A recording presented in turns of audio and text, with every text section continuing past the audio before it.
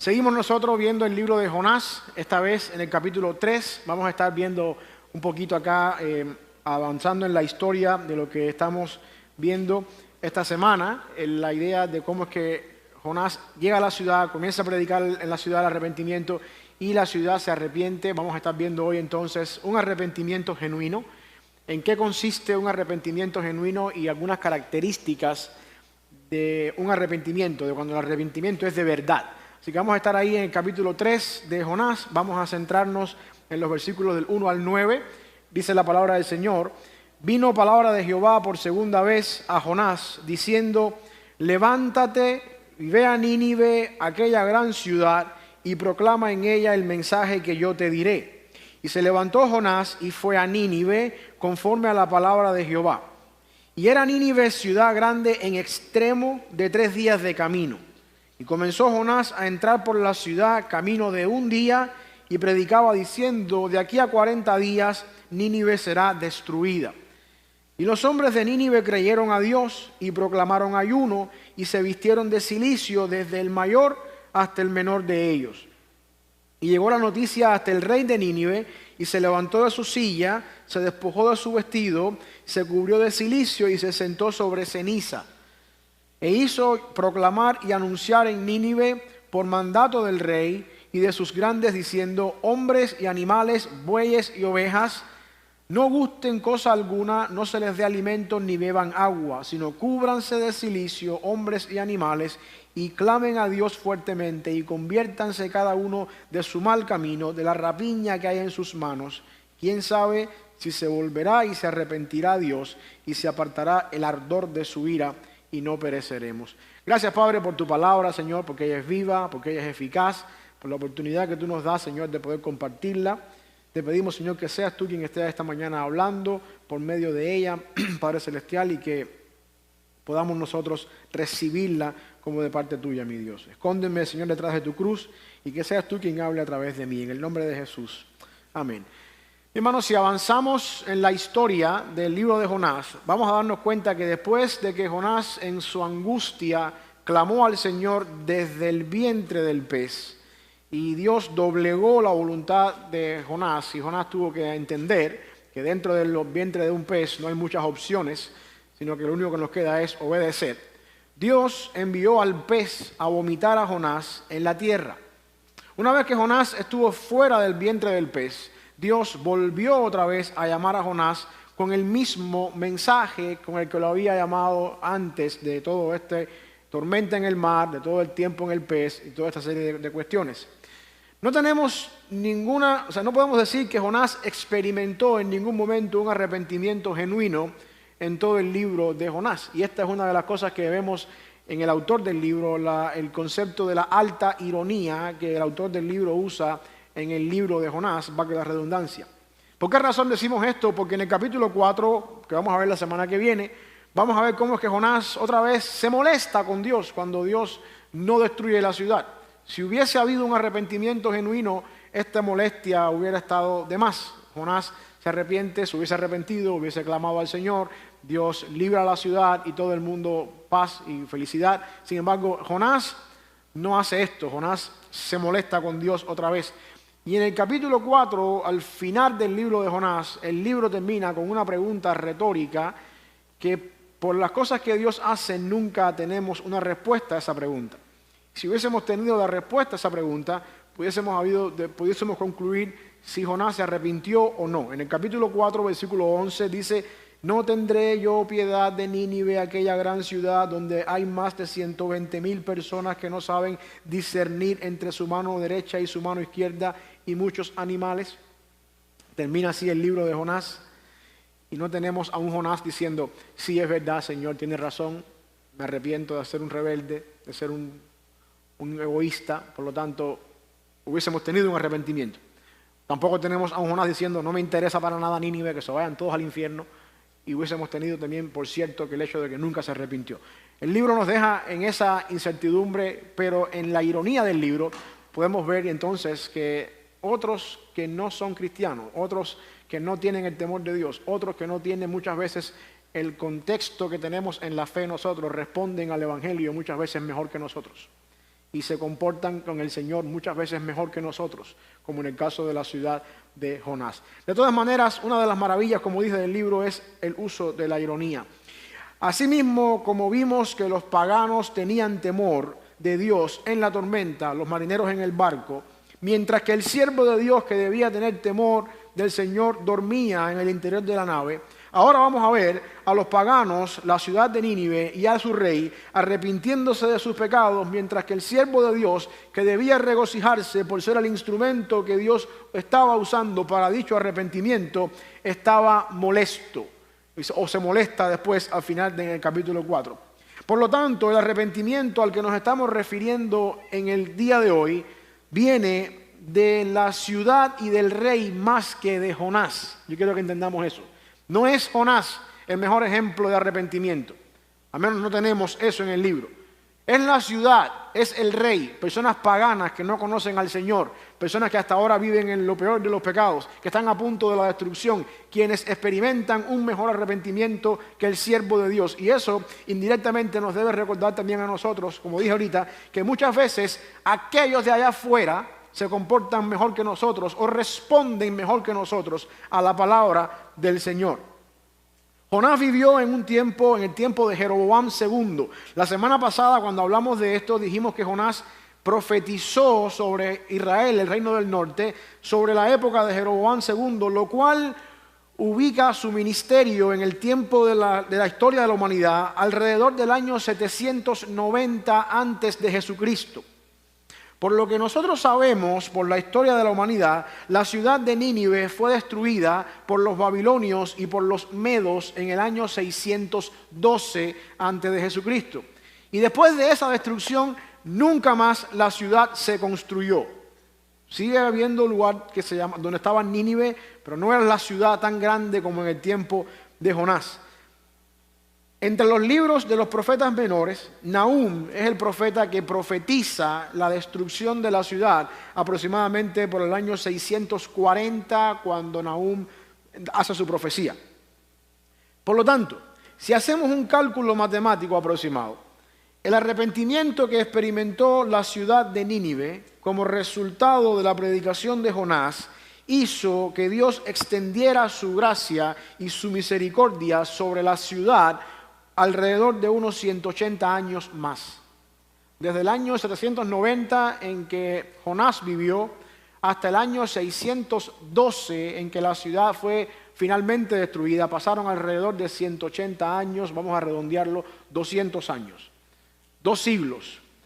Por lo tanto, podemos afirmar entonces con toda seguridad y certeza de que el arrepentimiento que la ciudad de Nínive experimentó tras la predicación de Jonás fue genuino, porque extendió la gracia de Dios por 2 siglos más hacia la generación o hacia la ciudad de Nínive.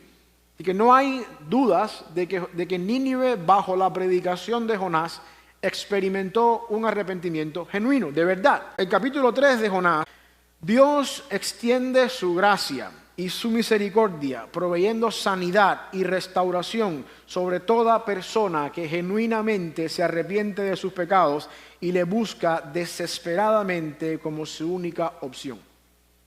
Eso es lo que yo quiero que usted se lleve para su casa y no se lo olvide hasta que Cristo venga otra vez.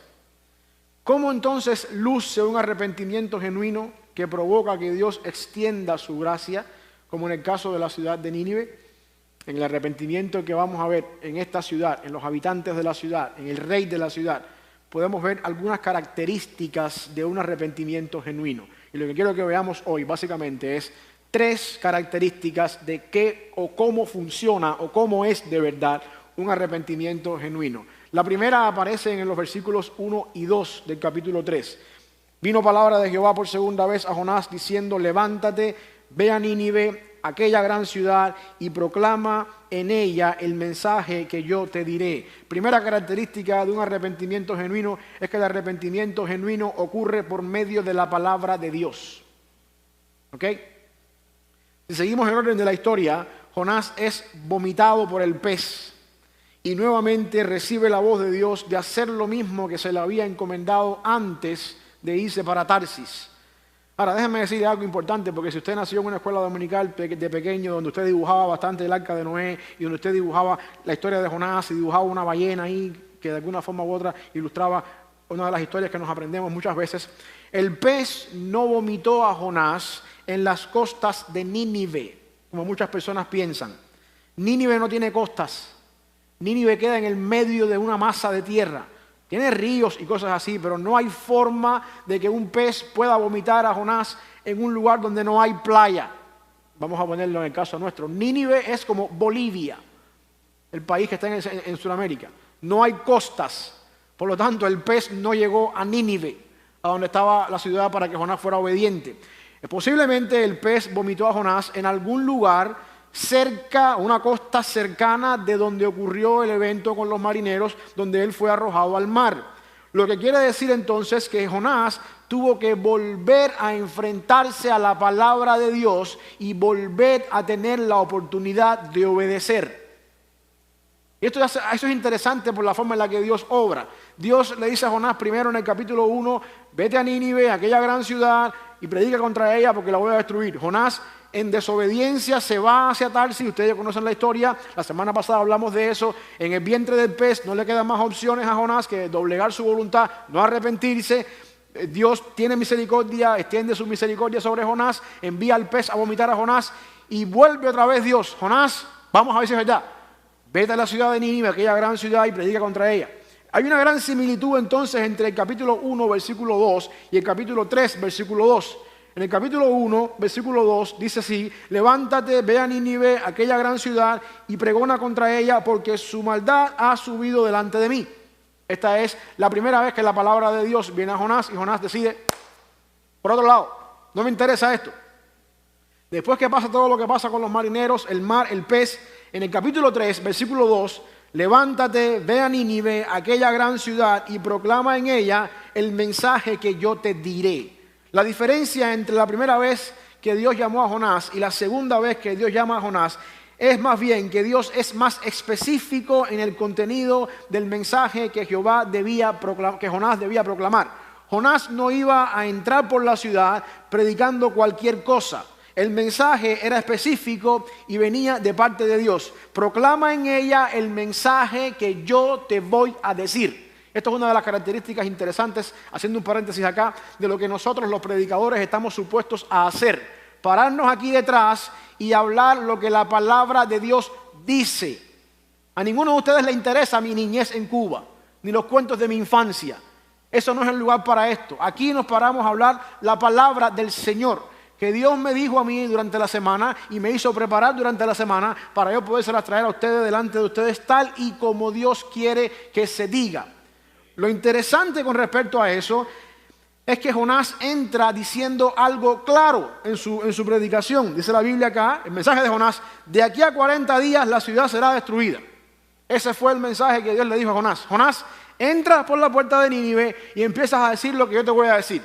Y lo que yo te voy a decir básicamente es, ustedes tienen 40 días para arrepentirse, porque lo que va a caer es fuego del cielo. Ahora, la razón por la que sucede así, y vemos que esta es la palabra del Señor, es que cuando vemos la reacción del pueblo en el capítulo 3, versículo 5, dice que el pueblo le creyó a Dios. Mira el versículo 5. Y los hombres de Nínive creyeron a Dios, no a Jonás. Por lo tanto, cuando la palabra viene de parte del Señor, nosotros somos nada más medios, el vocero, la idea del atalaya, la idea de la persona que se para detrás de un lugar y proclama un mensaje. Somos, digamos, de alguna manera el megáfono, pero la palabra no es nuestra. La palabra es del Señor, y más a ustedes le conviene creer no lo que está diciendo Samuel García, sino lo que Dios está diciendo por medio de Samuel García. Mi responsabilidad es asegurarme delante del Señor que cuando yo me paro aquí, yo estoy hablando la palabra de Dios. Y la responsabilidad mía nace durante una semana entera de preparación, una semana entera de oración, de batallar con el texto, y el Espíritu Santo se encarga de glorificar su palabra cuando yo me quito del medio y dejo que Dios hable a través de mí. Y la responsabilidad de ustedes como iglesia no es escuchar a Samuel García, sino la palabra de Dios por medio de Samuel García, para que al final del día Dios se lleve la gloria. porque sencillamente somos instrumentos en las manos del Señor. La razón por la que esto es fundamental es porque el arrepentimiento genuino viene por el poder que tiene la palabra de Dios.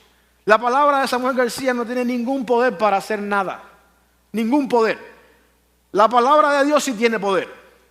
Y el autor de Hebreos dice en Hebreos 4:12 que la palabra de Dios es viva y es eficaz y es más cortante que toda espada de dos filos. Y entonces penetra hasta partir el alma, el espíritu, las coyunturas, los tuétanos y discierne los pensamientos y las intenciones del corazón. Según Hebreos 4:12 hay tres características fundamentales que la palabra de Dios tiene. Primeramente es viva, es eficaz y es más cortante. Ahí están las tres características. De esas tres características, la más importante es la primera, viva. No tenemos tiempo para entrar en la gramática griega ni nada por el estilo, pero en la gramática de Hebreos 4:12 es enfático el hecho de que porque la palabra de Dios es viva, es eficaz y es más cortante. Si no fuera viva, no fuera ni eficaz ni tampoco fuera cortante. Y producto de esas tres características, porque es viva, tiene la capacidad de ser eficaz, y tiene la capacidad de ser cortante y se compara con una espada de dos filos. Pero lo que quiero que usted entienda es que todo Hebreos 4:12, que es el pasaje que está en pantalla, se sostiene sobre la verdad de que la palabra de Dios es viva. ¿Por qué razón digo esto? Jesucristo dice, el Espíritu es el que da vida, la carne para nada aprovecha. Las palabras que yo hablo son vida y son espíritu. Entonces quiere decir que la fórmula es que el Espíritu trae vida por mediación de la palabra, que a su vez es viva y que tiene la capacidad de penetrar la mortandad de la carne humana donde la palabra humana no puede llegar, o al menos donde la palabra humana no tiene el poder de hacer nada. Y la vida de la palabra radica nada más y nada menos que en la persona de Cristo, porque la palabra de Dios, la Biblia dice que Jesucristo es la palabra de Dios que se encarnó en la persona de Jesús de Nazaret. El autor del libro Evangelio de Juan lo dice mucho mejor que yo en su comienzo del Evangelio. En el principio era el verbo era con Dios, el verbo era Dios, verbo aquí significa palabra. Este era en el principio con Dios, todas las cosas por Él fueron hechas y sin Él nada de lo que ha sido hecho fue hecho. En Él estaba la vida. La palabra de Dios es viva. A nosotros se nos hace un poquito difícil hacer la conexión porque en el español el término la palabra es un término femenino. La palabra, no decimos el palabra o el palabro. Usamos la palabra y es un término femenino. Pero cuando vamos a la gramática griega el concepto es el logos, que sí es un término masculino.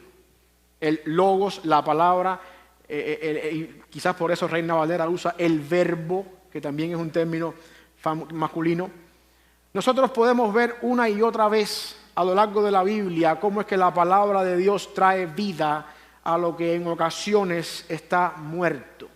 O al menos cómo es que el efecto de la palabra de Dios siempre es traer vida cuando se usa la palabra del Señor. El ejemplo empieza desde la creación.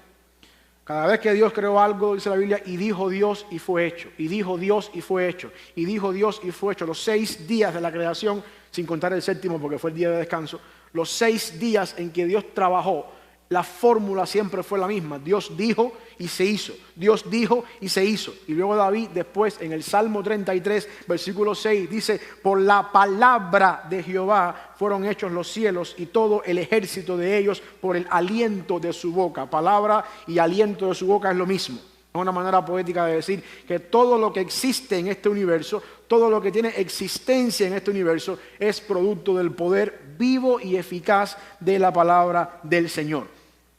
Otro ejemplo maravilloso es el pasaje de Ezequiel capítulo 37, con la visión del valle de los huesos secos. En el contexto de la historia del capítulo 37, Dios en una visión lleva a Ezequiel a un valle lleno de huesos secos, un cementerio, una fosa común llena de huesos secos. Y Dios le dice a Ezequiel, ¿tú crees que estos huesos puedan vivir? Y Ezequiel responde, solamente tú lo sabes. ¿Quién sabe? Solamente tú eres Dios. Y aquí viene el versículo 37:7, que es el que está en pantalla. dice la Biblia que Dios le dice a Ezequiel, profetiza, predica la palabra a estos huesos que están secos. Profeticé pues, como me fue mandado, y hubo un gran ruido mientras yo profetizaba, y he aquí un temblor, y los huesos se juntaron, cada hueso con su hueso. En el versículo 8 dice que se levantó un gran ejército de cadáveres, ya no huesos solamente secos, sino un ejército de cadáveres, porque esos huesos fueron formándose, agarraron tendones, carne, piel, y se hizo un ejército de cadáveres, todavía estaban muertos, y luego después hay un segundo diálogo entre Dios y Ezequiel, y le dice, ¿tú crees que puedan vivir? Tú lo sabes. Dile al Espíritu, profetiza al Espíritu que venga, y es el versículo 9 que está en pantalla. Me dijo, profetiza al Espíritu, profetiza, hijo de hombre, y di al Espíritu, así ha dicho Jehová el Señor, Espíritu, ven de los cuatro vientos y sopla sobre estos muertos y vivirán. Una imagen perfecta para demostrarnos que de un valle de huesos secos donde no hay nada, por el poder de la palabra de Dios, Dios crea un ejército. Ahora, Ezequiel 37 es una ilustración profética de todos nosotros, el Israel de Dios, la iglesia de manera universal. Usted no sabe que usted en un tiempo era un hueso seco en un valle y que por el poder de la palabra de Dios usted está sentado aquí hoy. Usted no sabe eso. Y que en el mundo entero, a lo largo de todo pueblo y nación, existe una cosa que se llama Iglesia Universal, donde todos de alguna manera u otra pertenecíamos a huesos secos en un valle, que gracias al poder vivo de la palabra de Dios, hoy estamos aquí, respirando y viviendo para la gloria del Señor. Pero ¿quiere un ejemplo todavía un poco más gráfico? Bueno, ahí está en Juan capítulo 11, el momento en que Jesús levanta a Lázaro de la tumba. Ustedes conocen la historia, el hombre llevaba 4 días muerto. La misma hermana le dice cuando quitan la piedra, no es buena idea porque ya no huele bien. Muerto, pudrición. Sin embargo, dice la Biblia que habiendo dicho esto, Jesús, esas palabras, clamó a gran voz su palabra, Lázaro, ven fuera. Y la palabra dice que el que había muerto salió. Ninguno de ustedes tiene la autoridad de pararse en un cementerio y decirle a alguien ahí, sal fuera. Usted lo puede hacer. Los resultados no se los garantizo. ¿Sabe por qué? Porque tu palabra no es viva. La palabra de Dios es viva. Ese es el gran problema que yo tengo a veces cuando en los funerales se aman los shows, aquello de, en el nombre de Jesús recíbelo, levántate. Tu palabra no es viva. La única palabra que tiene el poder de transformar de la muerte a la vida, y no solamente desde el punto de vista físico, porque usted también ha venido de muerte a vida espiritual, es la palabra de Dios. Y ahí empieza el arrepentimiento con una palabra de Dios genuina que de alguna forma u otra cambia. La única forma para lograr un arrepentimiento genuino es predicando la palabra de Dios. Y usted está pensando automáticamente que yo estoy hablando quizás en el punto de venir a la salvación, de ser salvo, de ser parte de la iglesia, de conocer a Cristo. Yo no estoy aplicando solamente esto a la salvación, yo estoy aplicando esto a todas las áreas de la vida cristiana. La palabra de Dios es viva y es eficaz, y la eficacia de la palabra de Dios no se resume solamente al momento en que tú vienes a Cristo por primera vez y eres salvo. La eficacia de la palabra de Dios se resume a todas las áreas de tu vida. Nosotros necesitamos arrepentirnos todos los días. Y la manera en la que esto funciona es que la palabra de Dios va trayendo convencimiento a cosas en nuestra vida que necesitan ser cambiadas a medida que nosotros nos exponemos a ella. Y todas las cosas en tu vida necesitan cambios. Necesitan la resurrección que viene por la palabra de Dios. Por eso es que yo creo que la palabra de Dios tiene que ser dirigida a matrimonios, a la forma en la que yo como esposo me relaciono con mi esposa, a la forma en la que mis hijos viven dentro del hogar cristiano, porque a medida que yo aplico la palabra a esas áreas de la vida, yo soy un mejor esposo, yo modelo mejor con mi esposa lo que es Cristo y la iglesia. Mis hijos crecen en un ambiente donde la palabra se nutre, se forma dentro del hogar. Nosotros perdemos un tremendo beneficio de la palabra de Dios cuando dejamos fuera de la vida cristiana ciertas cosas como matrimonios, hijos, familias y otras cosas más, y no aplicamos la palabra de Dios allí. La palabra de Dios no solamente es para que la persona venga a Cristo por primera vez, sino también para que estando en Cristo, por mediación de ella y por el convencimiento del Espíritu Santo, tú puedas cambiar todas las áreas de tu vida y traer vida en todas las esferas de tu vida. Ese es el propósito por el cual somos iglesia, que al final del día ese es el propósito que en otras palabras Pablo dice, hasta que todos lleguemos. Y hay un problema cuando hay un desbalance ahí en la vida cristiana. En el primer servicio yo ponía el ejemplo de lo que sucede muchas veces en la escuela. Ustedes saben, y no es un secreto, yo odio las matemáticas, no soporto las matemáticas.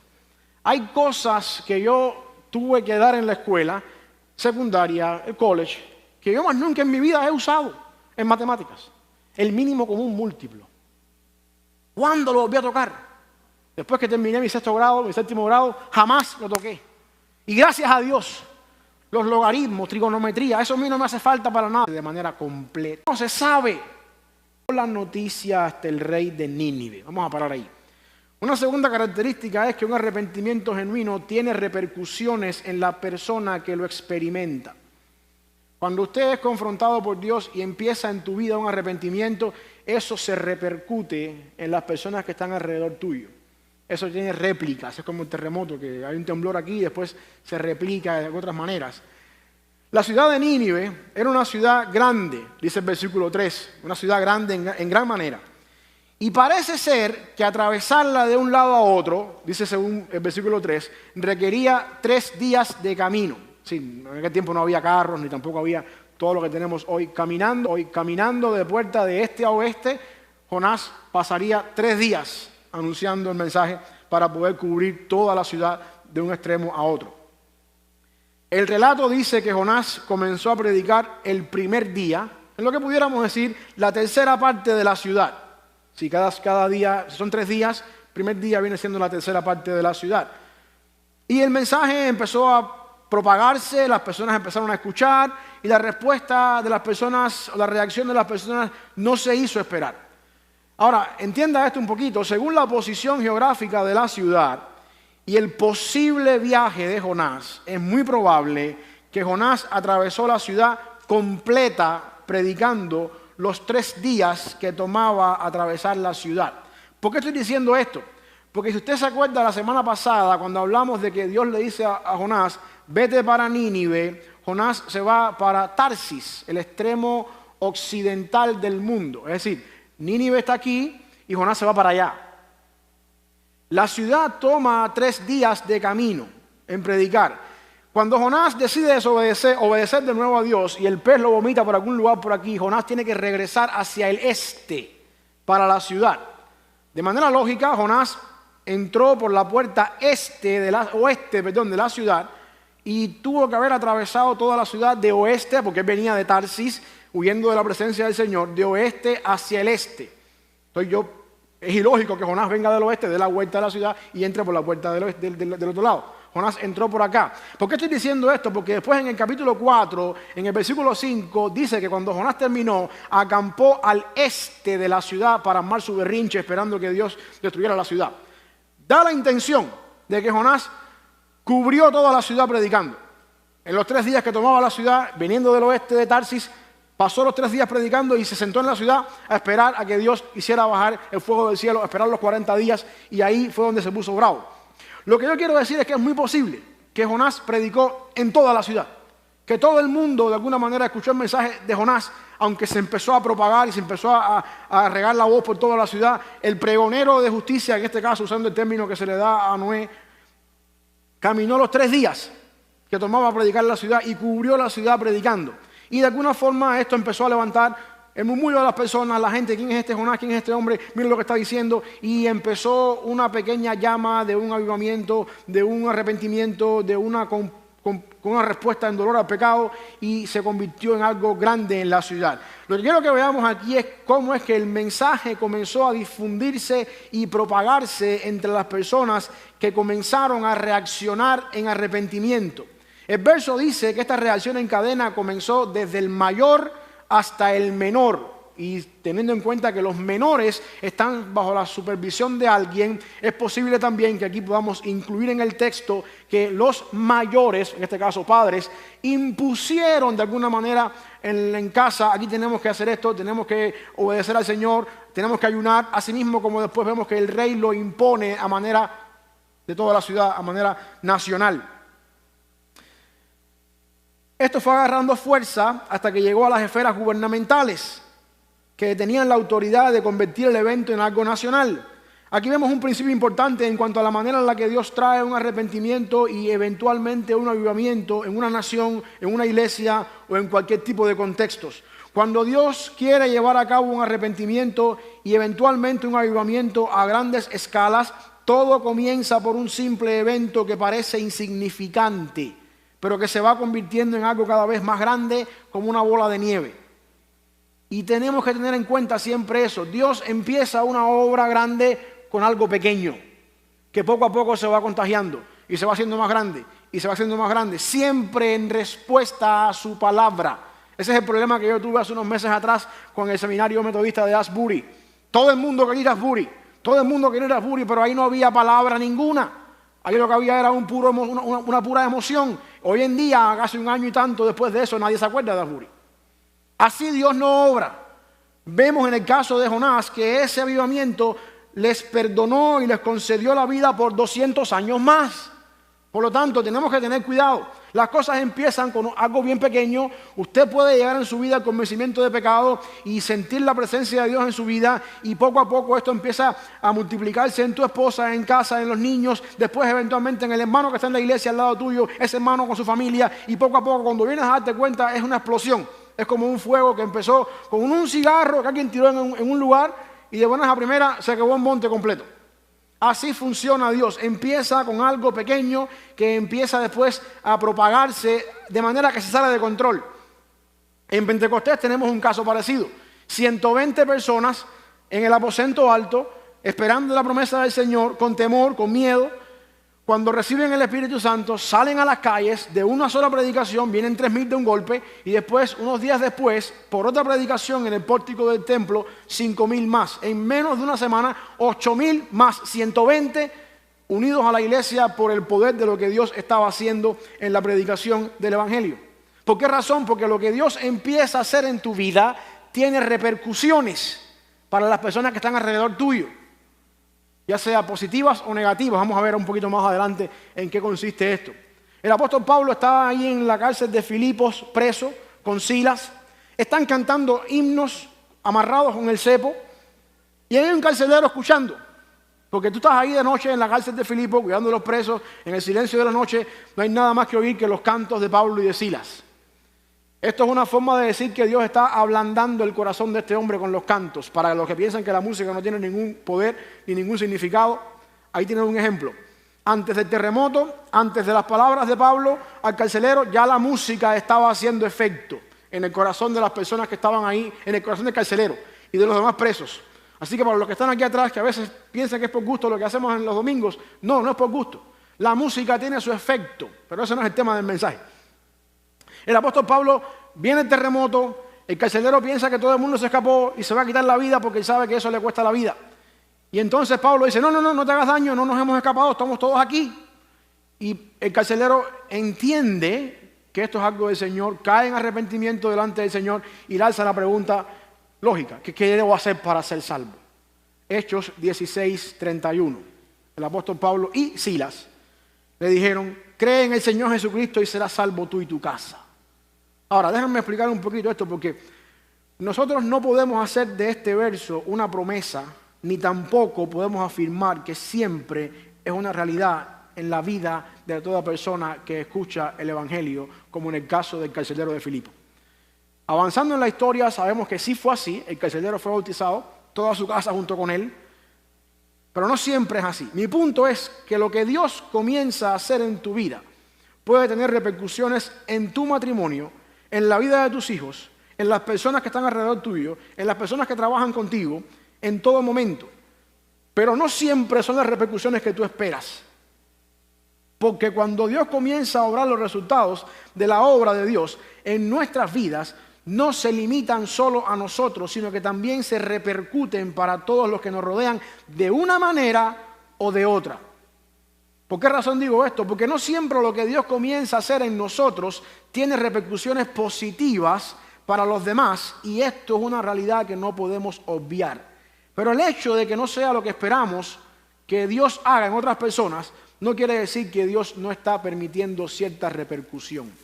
Déjame decir algo, hermano, porque a veces yo conozco personas que, sé que estoy entrando en aguas un poquito profundas acá y quiero hacerme entender lo mejor posible. Yo conozco personas que piensan que le hacen daño a Dios cuando se niegan al Evangelio. Yo conozco personas que piensan, que dicen, a mí no me interesa para nada la fe cristiana, allá todos se vayan para el infierno, a mí no me interesa para nada eso. Y piensan que pueden vivir la vida entera dándole las espaldas a Dios como si su rebeldía fuera un problema para Dios. Y se nos olvida que Dios es un ser soberano. Y se nos olvida que Dios tiene contados los pelos de tu cabeza. Y se nos olvida que incluso, aun cuando tú haces cosas que van en contra de la voluntad de Dios, ya Dios tenía sus planes con tu negatividad. Hay un pasaje que a veces se nos va mucho del contexto en el que fue dicho, y está en Isaías 55:11. Dice la palabra del Señor ahí, Isaías: así será mi palabra que sale de mi boca. No volverá a mí vacía, sino que hará lo que yo quiero y será prosperada en aquello para lo que la envié. Quiere decir entonces que la palabra de Dios tiene el propósito de cumplir la voluntad de Dios cuando es dicha por el siervo de Dios en este lugar o en cualquier lugar de algún momento u otro. Ya sea que esa palabra dé resultados positivos en la persona o negativos en la persona. Mi punto de vista es que tu rebeldía, cuando tú piensas que Dios no puede contigo y que tú no te interesa a Dios y que Dios para ti no significa nada y que tú, porque tú te llamas como te llamas, vas a irte en contra de Dios, no pienses que estás afectando a Dios. De cierta manera, tu negatividad, tu rebeldía, pudiéramos decir que ese era el propósito por el cual Dios envió esa palabra. Nosotros usamos ese capítulo 55:11 de Isaías para referirnos muchas veces al impacto que tiene la palabra de Dios cuando hacemos evangelismo y la persona que nos está escuchando rechaza el mensaje. Y decimos, bueno, la palabra de Dios no regresará vacía y en algún momento traerá el fruto adecuado que tiene para la vida. Y pensamos que nuestro fracaso en la presentación del evangelio que acabamos de hacer, de alguna manera es un paso que acerca a esta persona a la cruz.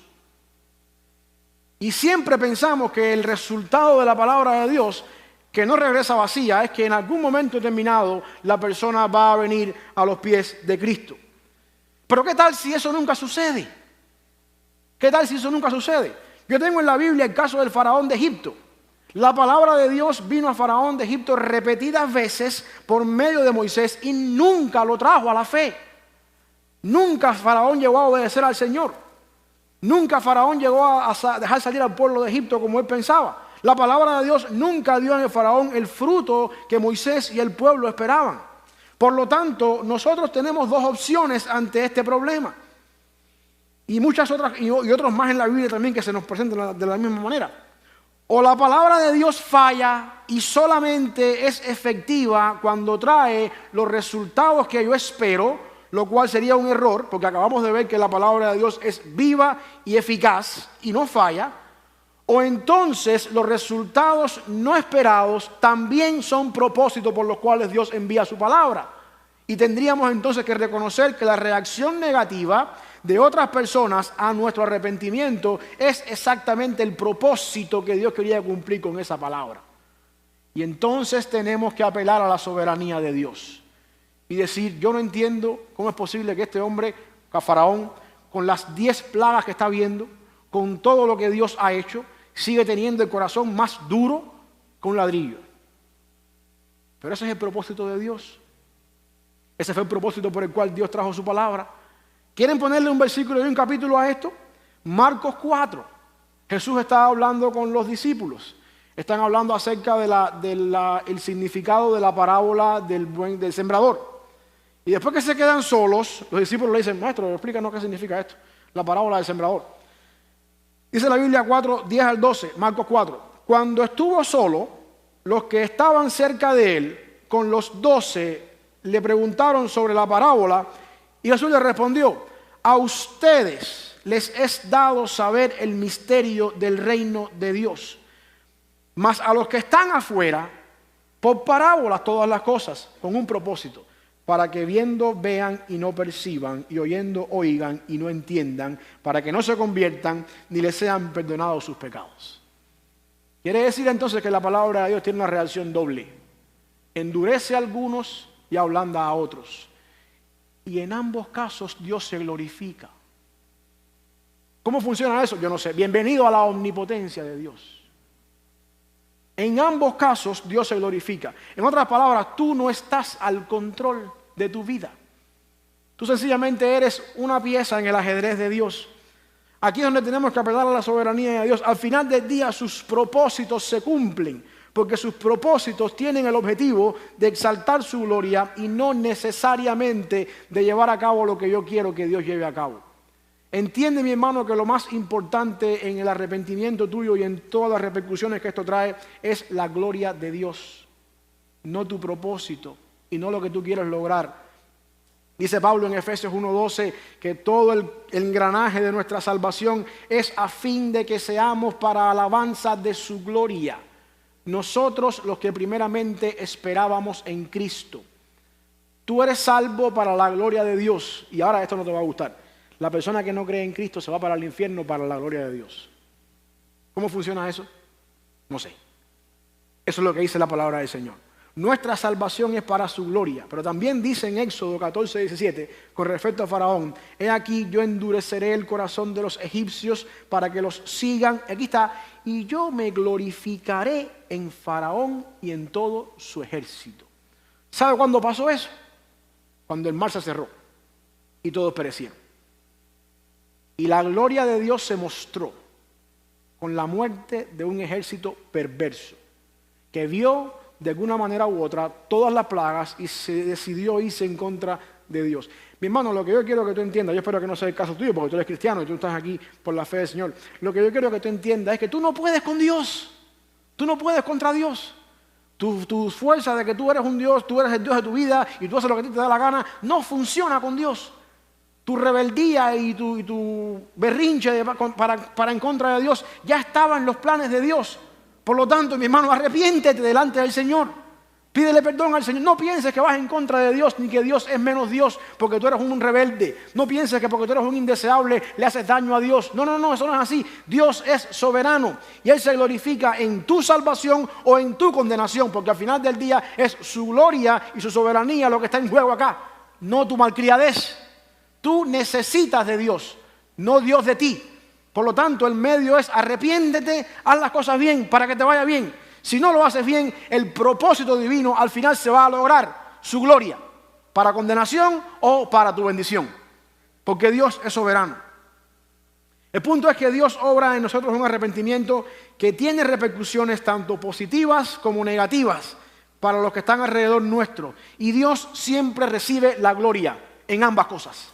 Yo puedo decir por lo que dice la Biblia, yo puedo decir por lo que está pasando acá, que Génesis 3, la desobediencia del ser humano, la gran caída que nos hace ser como estamos hoy en día, es para la gloria de Dios. ¿Por qué razón? Porque de esa desobediencia viene el Mesías, que nos va a levantar de los pecados y nos ha levantado, y por quien ahora, según Pablo, podemos decir que todo es para su gloria. Mi hermano, tú no puedes entender los planes de Dios, sencillamente tienes que entender, si algo puedes entender, que todo funciona para su gloria, sea bueno o sea malo, y en todo momento Él se lleva la gloria. Y esas son las repercusiones que tu arrepentimiento tiene en las personas que están alrededor tuyo, para bien o para mal. Una vez más, Dios extiende su gracia y su misericordia proveyendo sanidad y restauración sobre toda persona que genuinamente se arrepiente de sus pecados y le busca desesperadamente como su única opción. Vimos en primer lugar que el arrepentimiento genuino ocurre por medio de la palabra de Dios. En segundo lugar, vimos que tiene repercusiones en las personas que lo experimentan. La tercera característica aparece en el versículo 6, segunda parte, y hasta el versículo 8. Dice ahí: se levantó de su silla, este es el rey de Nínive, se despojó de sus vestidos y se cubrió de cilicio y se sentó sobre ceniza e hizo proclamar y anunciar en Nínive por mandato del rey y de sus grandes, diciendo: hombres y animales, bueyes y ovejas, no gusten cosa alguna, no se les dé alimento ni beban agua. Y dice el versículo 8, sino cúbranse de cilicio, hombres y animales, y clamen a Dios fuertemente, y conviértase cada uno de su mal camino, de la rapiña que hay en sus manos. Tercera característica, un arrepentimiento genuino refleja en lo externo lo que sucede en lo interno. Y aquí se refiere a la vida del ser humano. Refleja hacia afuera lo que está sucediendo dentro de mí. En el capítulo 3 vemos cómo es que Jonás, cuando la noticia llegó a oídos del rey, que por cierto usted sabe que los reyes no viven con el pueblo. Jonás empezó predicando en la ciudad, el mensaje se fue expandiendo y llegó hasta el palacio, donde vive el rey en su majestad, apartado del pueblo. O sea, tuvo que multiplicarse la noticia hasta que llegó a los oídos del rey. Este hizo algo primero en su vida personal antes de extender el ayuno a las personas de la ciudad. Yo quiero que veamos este patrón acá. Antes de que el rey mandara un ayuno nacional y dijera que nadie comiera nada por ayuno, por orden del rey, algo pasó en su vida primero, antes de que esto llegara así. Lo que quiere decir entonces que antes de que nosotros comencemos a dar fruto visible de nuestro arrepentimiento, hay ciertas cosas que tienen que estar sucediendo en mi vida interior que se reflejan y provocan un fruto hacia afuera. Y lo primero que vemos acá es que el arrepentimiento comienza a obrar en una persona, es un acto de humillación donde el Espíritu Santo comienza a dejarnos saber nuestra verdadera condición. Yo tengo un problema con aquellas personas que les encanta pedir perdón y les encanta mostrar que han cambiado cuando en realidad no han cambiado nada. Y si usted está casado con su esposa o su esposo y tiene algunos problemas matrimoniales, algunas discusiones matrimoniales, y usted sabe que de alguna forma u otra tiene que ganarse otra vez el cariño de su esposa, usted sabe de lo que yo estoy hablando. Una florecita, un regalito, ablandando el corazón, cosas externas que se vean, un regalito nuevo, pero adentro no hay nada. Usted lo único que quiere es dormir en paz. Usted lo que quiere es que se acabe esta pesadez, esta intención en el hogar, pero adentro no hay nada. Y déjame decirle que esto es uno de los casos primarios que existe cuando se estudia un poquito la violencia doméstica en mujeres. Esto es lo que existe. Ahí está el hombre que sabe que hizo lo que no tenía que hacer y hizo molestar a su esposa y la esposa se puso brava con él. Y ahí está el hombre queriéndose ganar el favor. No le interesa para nada un arrepentimiento. Lo único que quiere es resolver el problema y que haya paz en el hogar. Y después cuando la esposa cae, sí, él ha cambiado. Antes no me traía flores, ahora me trae... Mentira, él ha cambiado. Vuelves otra vez a caer en la misma historia y vuelve el problema peor todavía. No hay un arrepentimiento si no hay algo adentro. Y lo que está adentro se refleja hacia afuera. Si no es falso, si no, no funciona. Lo primero que vemos es que el rey de Nínive se levantó de su silla. Dice la segunda parte del versículo 6. Dice acá que cuando llegó la noticia al rey, se levantó de su silla. La mayoría de los comentaristas concuerdan que la silla aquí se refiere básicamente al trono.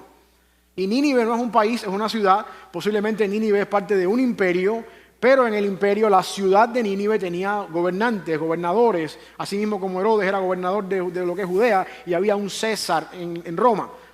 Quiere decir que el gobernador de Nínive, la máxima autoridad de la ciudad, se levantó de su silla, se quitó del trono. El trono es el lugar donde los reyes y los gobernantes ejercen el poder y su autoridad. Estar en el trono es sinónimo de estar en control, en el contexto nuestro bíblico. No en el contexto secular nuestro, donde es sinónimo de un mal de estómago. ¿Entendió lo que estoy hablando? Me imagino lo que estoy diciendo. En Isaías 9:7... tenemos un ejemplo de Cristo con respecto a esto cuando dice: lo dilatado de su imperio y la paz no tendrán límites sobre el trono de David.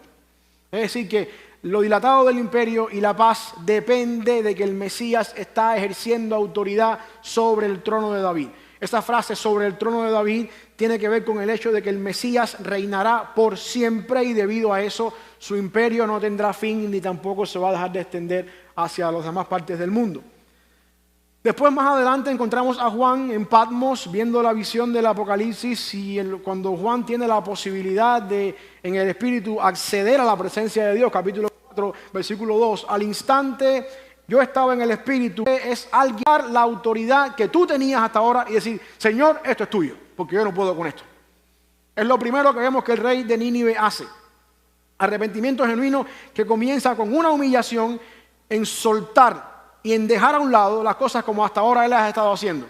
¿Quieres un ejemplo parecido? Tenemos al hijo pródigo. El pródigo le dice al padre, dame la herencia, dame el dinero, me voy de aquí, voy a vivir la vida, como diría Ricky Martin, la vida loca, y empieza a llegar un momento en que se le acaba todo, se quedó sin nada, está sentado ahí delante de un corral de cerdos, queriendo comerse la comida de los cerdos, y dice la Biblia, volviendo en sí, dice el muchacho, esto no funciona así.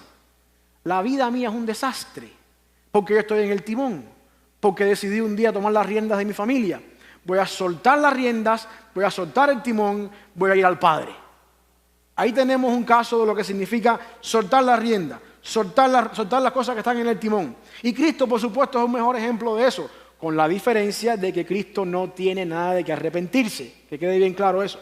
Pero en Filipenses 2, capítulo 6, vemos que Pablo dice, el cual siendo en forma de Dios, no estimó el ser igual a Dios como cosa a que aferrarse. Usted tiene que aprender a soltar las cosas a las que te aferras, si quieres un arrepentimiento genuino. Tienes que aprender a soltar aquellas cosas que tú piensas que tú hasta ahora las puedes manejar y que quizás son las cosas que hasta ahora te han llevado al punto donde estás en tu rebeldía. Suelta eso, sal del timón, quítate de ahí. Solamente Dios puede tomar esa autoridad. Eso es lo primero que vemos que el rey hace antes de mandar un ayuno nacional. La ciudad de Nínive es un desastre por culpa mía. Por lo tanto, Señor, la autoridad es tuya. Yo me quito del trono. El rey de Nínive no solamente se levantó del trono, sino también dice que se despojó de su vestido. Versículo 6, también acá. Se levantó de su silla, se despojó de su vestido. Esto básicamente tiene que ver con la idea de quitarse el vestido real. La idea del vestido real tiene que ver con el hecho de que el rey entendió que su posición y sus méritos no valen nada ante el problema que él y la ciudad está atravesando. Primeramente, tú entiendes cuando hay un arrepentimiento genuino de que tú no estás al control. Dale el control a Dios. Segundo, deja a un lado todo tu pedigrí, tu resumen, tus títulos en la pared, lo que tú te piensas que tú eres. No eres nada delante de Dios. Todo lo que hasta ahora has hecho te ha llevado al desastre. Suelta todo lo que tienes delante de Dios, todas aquellas cosas a las que te tienes que agarrar para decir que tú eres bueno, que tú sí puedes, que tú sí puedes. Suelta todas esas cosas. No hay mérito humano que valga la pena para atravesar lo que estamos haciendo. Uno de los cambios internos que el arrepentimiento genuino provoca es que, en otras palabras, Cristo le llama a esto negarse a sí mismo. Si seguimos viendo lo que dice Filipenses 2 con respecto a Cristo, se despojó a sí mismo, tomando forma de siervo, hecho semejante a los hombres, se soltó todas aquellas cosas. La palabra despojarse en el Nuevo Testamento, de la palabra de Filipenses 2, es un poquito interesante. Es la palabra en griego kenosis, que significa básicamente vaciarse. Se vació de sí mismo. No tenemos tiempo para entrar en todas las implicaciones teológicas que eso trae y toda la cantidad de herejías que han salido de ahí, pero la idea es que nosotros, si seguimos el ejemplo de Cristo, nos vaciamos de todas aquellas cosas que llenamos en nosotros, que nos pensamos que sirven delante de Dios para algo que vale la pena. Usted salió desnudo del vientre de su madre y desnudo volverá allí. Haces cosas en la vida, ganas cosas en la vida, ciertos estatus, ciertas cosas, pero al final de la jornada, eso es lo que usted es. Nada delante del Señor. Y a la hora de un arrepentimiento genuino, aprenda mejor a soltar todas aquellas cosas y apelar a la misericordia del Señor. A nosotros nos cuesta un poco entender esto en el contexto nuestro, donde por lo general todos nos vestimos igual, de alguna forma u otra. Pero en el contexto bíblico y quizás en el mundo militar, esto se entiende mejor cuando vemos que el uniforme de un general no es igual al de un soldado. O cuando vemos que de cierta forma u otra los atuendos que ciertas personas usan para referirse a ciertas posiciones son diferentes a otras personas que usan esta serie de cosas. Si usted alguna vez ha estado en una graduación, sabe de lo que yo estoy hablando. Los doctores tienen sus títulos y sus cosas aquí en las mangas y sus sombreros son diferentes y sus collares. Y las personas que tienen ahí están vestidos de negro, que están parece que de luto ahí, no tienen muchas cosas, no tienen nada. Porque de alguna manera u otra se marca la diferencia en lo que hay en la vida de las personas. Y quizás esto da un poquito a entender la idea. A la hora de un arrepentimiento de verdad, usted suelta todas esas cosas. Porque no hay nada que en tu vida que Dios pueda decir, lo voy a salvar porque es bueno, o porque mira lo que hizo. Con un arrepentimiento genuino uno entiende todo lo que es y lo suelta todo y va delante del Señor de esa manera. Quitarse el vestido real es un acto de reconocimiento que delante de Dios no hay ningún mérito humano posible que me pueda ayudar a ganarme el favor de Dios. Eso es parte de un arrepentimiento genuino. Quiere decir que un arrepentimiento genuino requiere acercarnos a Dios con la certeza de que yo no tengo nada en mi vida, ni en mi resumen, ni en mi currículo que pueda impresionar a Dios, ni que tampoco pueda ganarme su favor. Isaías lo dice mucho mejor que yo cuando dice, si bien todos nosotros somos como suciedad, nuestras justicias como trapo de inmundicia, y caímos todos nosotros como la hoja y nuestras maldades nos llevaron como viento. La próxima vez que tú te piensas que eres algo porque tienes un título en la pared o porque de alguna manera u otra tienes cierto estatus, manejas cierto carro, tienes cierta casa, recuerda que tú eres un trapo de inmundicia. Si quieres saber lo que es un trapo de inmundicia, me preguntas después, porque es inmundo que yo lo diga desde aquí, lo que es un trapo de inmundicia. Así que nosotros no somos nada. Delante del Señor somos eso, nuestras justicias, las cosas que hacemos bien, lo más lindo de nosotros, delante de Dios es un trapo de inmundicia. Para que no nos creamos nada, para que no pensemos más allá de lo que tenemos que pensar. Por lo tanto, el rey de Nínive estaba en un acto de humillación, reconociendo que él estaba al mismo nivel que los demás del pueblo. Llegó al punto de humillarse al mismo nivel de los demás del pueblo. Yo soy rey, tengo mi título, tengo mi vestimenta, tengo mi trono, a la hora de la verdad yo soy igual que ustedes. Soltó todas aquellas cosas y se puso a la par de los demás en el pueblo. Un hombre pecador poniéndose a la par de los demás, reconociendo que delante de Dios todos somos iguales y todos, independientemente de lo que tengamos en nuestro resumen, necesitamos la misma gracia y la misma misericordia delante del Señor. En el tiempo bíblico dice la Biblia que más adelante el rey de Nínive se quitó de ese trono, la humillación siguió en un proceso, se quitó del trono, se quitó su ropa real y se vistió de cilicio. Se vistió de cilicio, básicamente se vistió de saco, o se vistió, ¿cómo le llaman? A eso que se echa la harina, saco, no sé, costal, la tela de costal, básicamente. El cilicio en el tiempo bíblico se hacía de pelo de cabras negras, se entretejían esos pelos y se formaba como un vestido, una toga o no sé, una ropa que era, imagínense hermano, el pelo de cabra, eso pica. Es incómodo andar con eso. Es una señal de incomodidad, una señal de sentir de alguna manera u otra el peso y uno se lo ponía con el propósito de mostrar que estoy humillándome delante del Señor, que no soy nada delante del Señor. Quizás hoy en día en la cultura nuestra se ha obviado un poco eso, pero en los países nuestros, me acuerdo yo cuando alguien moría y estaba la familia de luto, todo el mundo se vestía de negro porque era el luto, cuando dábamos un tiempo de luto. Era una manera visible de marcar, estoy doliéndome por algo. Era una manera visible de marcar que de alguna manera u otra Dios está obrando en mi vida, yo voy mal y necesito ponerme a cuentas con Dios. Y por lo tanto yo quiero no para mofarme yo de que soy más humilde que nadie, pero necesito que el mundo sepa que estoy pasando por un momento de dolor. Bueno, déjame decir algo, esto no está en el manuscrito, pero de alguna forma u otra caímos acá con esto. Nosotros como iglesia no nos gozamos cuando ninguno de nosotros pasamos por momentos de dificultad. Nos dolemos, nos lloramos unos a otros. Aprenda a compartir su dolor con nosotros. No para que lo pongamos en Facebook, para amarnos unos a otros. Yo no puedo saber por lo que tú estás pasando si tú vienes aquí a la iglesia con sonrisa de 10 y 10, todo bien, hermano, bendecido, en victoria, y tu vida es un desastre. Yo no puedo orar por ti de esa manera.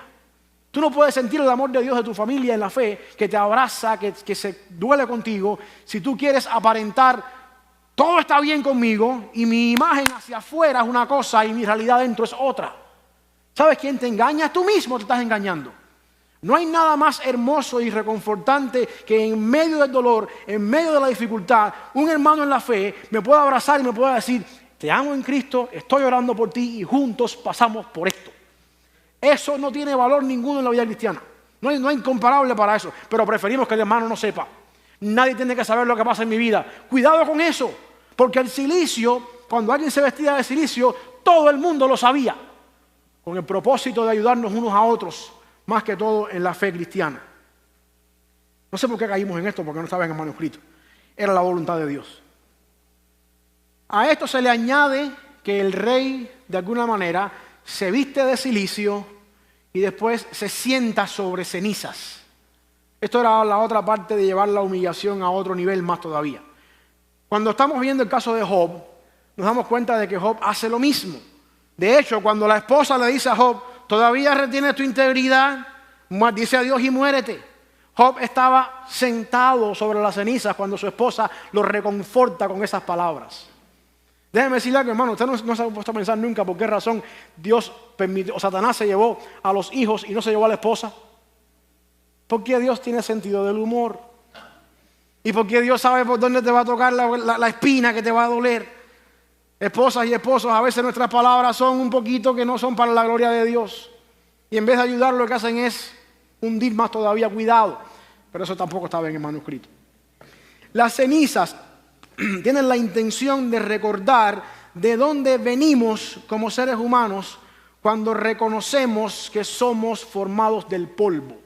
Cuando usted destruye algo, usted quema algo, o cuando usted hace pasar algo por fuego y se consume, y después se apaga el fuego y todo se acaba, lo único que queda es cenizas.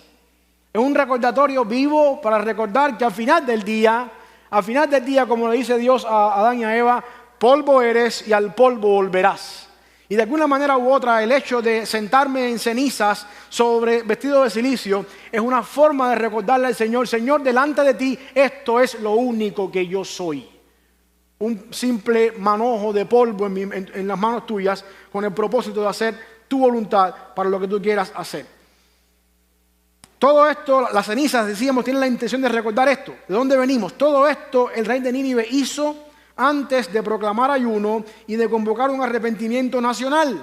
Por lo tanto, el arrepentimiento comienza en nuestra vida en lo privado y después se reflexiona o se refleja en lo externo. Quiere decir entonces que si yo debo buscar mi arrepentimiento y trabajar en mi arrepentimiento, lo más importante es meterme en mi tiempo privado con el Señor. Dejar que Dios de alguna manera por su palabra toque mi vida, trabaje en mi vida, vaya cambiando mi vida, vaya haciendo cosas en mi vida de una manera práctica y poco a poco eso se va a ver hacia afuera. Ahora estamos en el tiempo de la primavera.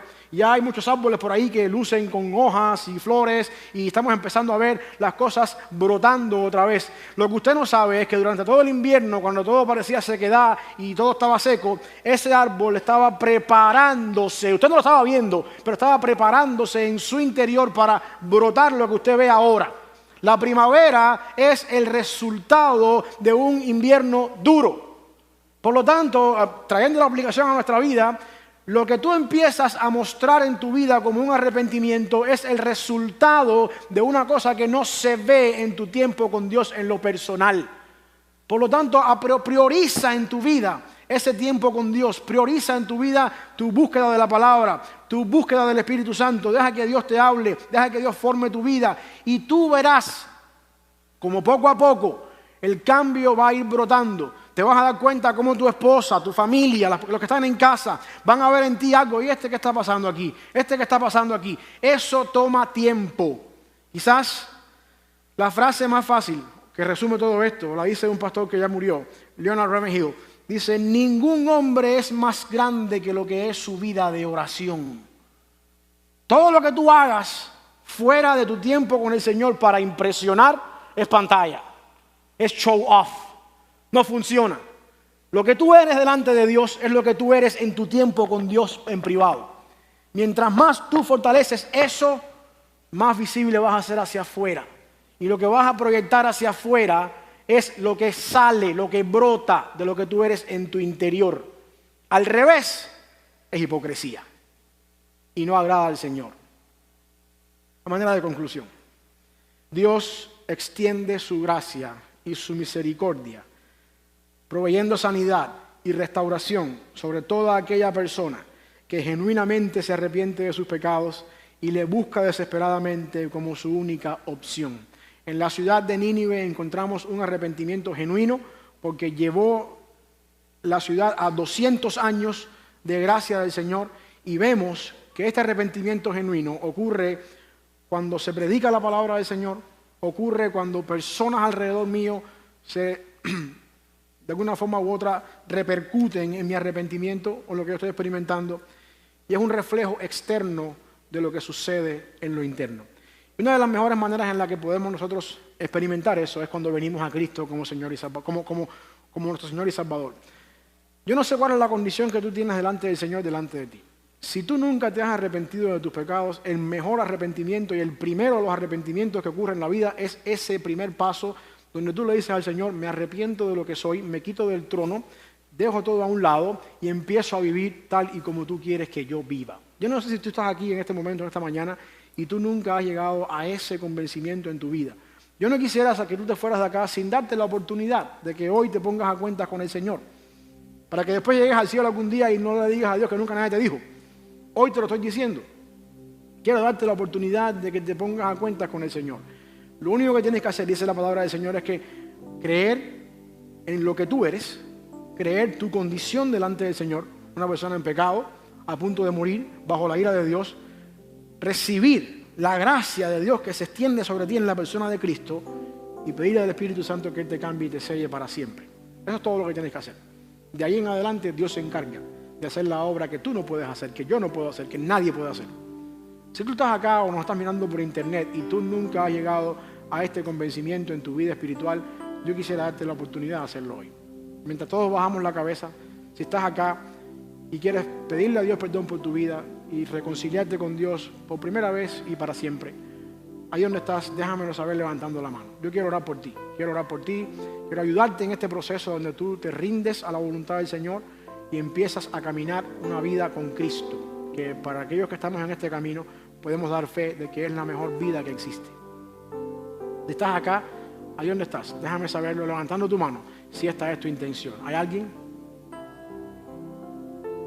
Si nos estás mirando por internet y también es tu intención esta, ahí también déjanos un comentario, déjanos saber y te prometemos que te vamos a responder, te vamos a contactar y vamos a hacer lo posible por contactarte y buscarte un lugar donde te puedas congregar. Vamos a orar. Padre, gracias por este día, Señor, por la bendición que tú nos das de poder llegar delante de ti, Señor, de poder predicar tu palabra. Te pido, Señor, que tú uses tu palabra, que tú sigas dando el fruto, Señor, que solamente ella puede dar. Perdónanos, Señor, cuando hacemos cosas que a ti no te agradan, que el Espíritu Santo nos ayude a poder, mi Dios, caer delante de ti, sometidos, Señor, y también en fe y obediencia y palabra en nuestras vidas. En el nombre de Jesús. Amén.